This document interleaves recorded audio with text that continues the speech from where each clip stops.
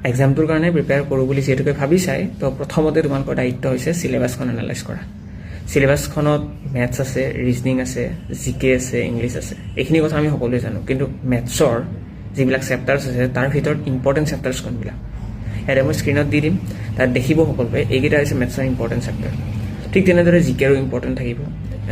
ইংলিছৰ থাকিব ৰিজনিঙৰ থাকিব তো সেই ইম্পৰ্টেণ্ট চেপ্টাৰ্ছবিলাক প্ৰথমতে ফাইণ্ড আউট কৰা তাৰ পাছত যিকেইটা চেপ্টাৰ ইম্পৰ্টেণ্ট তাৰ ভিতৰত কোনবিলাক ইম্পৰ্টেণ্ট তো তেনেকৈ আমি ষ্টেপ বাই ষ্টেপ যাব লাগিব আৰু মই এটা মোৰ নিজৰ ষ্ট্ৰেটেজিও দিম সকলোকে ইয়াৰে নেক্সট ভিডিঅ'টো কিন্তু বৰ্তমানৰ কাৰণে মই বিচাৰোঁ সকলোৱে নিজৰ ফালৰ পৰা এটা ষ্ট্ৰেটেজি বনাওক যে মই এইটো ছাবজেক্টত ভাল মই এইটোৰ পৰা বেছি মাৰ্কছ স্ক'ৰ কৰিম আৰু লগতে এইটো বস্তু মাইণ্ডত ৰাখিব লাগিব যদিও নটিফিকেশ্যনে ওলোৱা নাই ষ্টিল এটা কাট অফৰ এটা আইডিয়া যে কাট অফ লাষ্ট ইয়াৰ কিমান গৈছিলে এইবাৰ কিমান যাব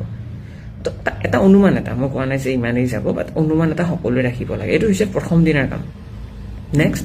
এতিয়া ষ্ট্ৰেটেজি নিজৰ থকাটো কিয় ইম্পৰ্টেণ্ট মই যদি এটা সৰু এক্সাম্পল দিওঁ এটা মাছ এটা আছে মাছটোক যদি আমি মাটিত যাবলৈকে দিওঁ হয়তো মাছটোৱে বেছি যাব নোৱাৰিব এটা জেগাতে থাকিব কিন্তু সেই মাছটোকে আমি যদি পানীত এৰি দিওঁ তেতিয়াহ'লে তাক ধৰাটো ইমান পচিবল নহয় তাৰ ৰিজনটো হৈছে পানীত মাছটোৰ এফিচিয়েঞ্চি হাই বা পানীত মাছটোৰ নিজৰ কাৰণে নিজৰ কেপেবিলিটিটো বহুত বেছি শ্ব' কৰিব পাৰে ঠিক তেনেদৰে তোমালোকৰো নিজৰ কিবা কিবি ষ্ট্ৰেংথ থাকিব লাইক কোনোবাই মেথছ ভাল পায় তো মেথছত ভাল মাৰ্কছ স্ক'ৰ কৰিব কোনোবাই জিকে ভাল তো জিকেত ভাল মাৰ্কছ স্ক'ৰ কৰিব কাৰোবাৰ ইংলিছ ভাল ইংলিছত ভাল মাৰ্কছ স্ক'ৰ কৰিব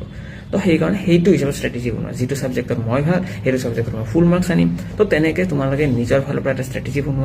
বনাই পেলাই তাৰ পাছত আমাৰ কাম হ'ব সেই চেপ্টাৰটোত এটা এটাকৈ পঢ়া এনেকৈ আমি কেনেকুৱা প্লেন বনাই পেলাই পঢ়িলে ক্লিয়াৰ হ'ব এইবিলাক কথা পাতিয়ে থাকিম লগ পাম অন্য এটি ভিডিঅ'ত থেংক ইউ